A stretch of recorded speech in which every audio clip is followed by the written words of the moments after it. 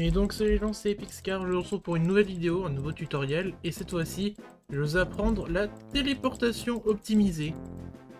Donc, qu'est-ce que je veux dire par la téléportation optimisée? Je prépare un petit terrain ici pour vous expliquer ce que je veux dire.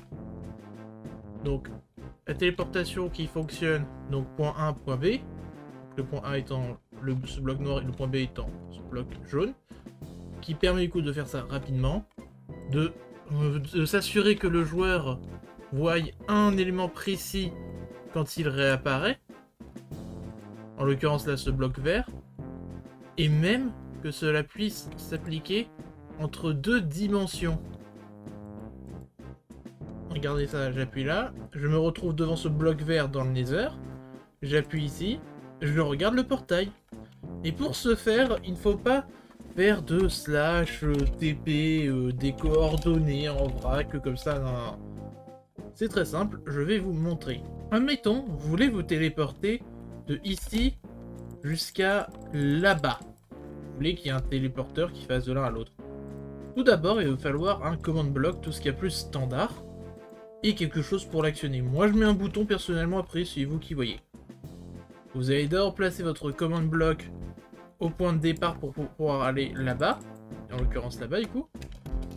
Et si jamais vous voulez avoir un bouton de retour, vous faites la même chose de l'autre côté.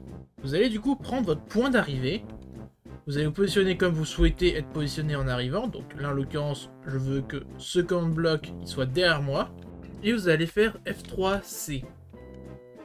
Comme vous pouvez le voir, il y a un texte ici avec marqué Copy Location to Clipboard.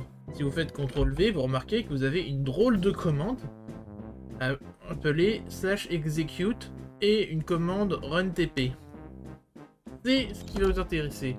Revenez à votre point de départ et dans le command block qui servira à aller à votre point d'arrivée, collez la commande et assurez-vous que ce @s ici présent soit remplacé par un @p, sinon ça ne marchera pas.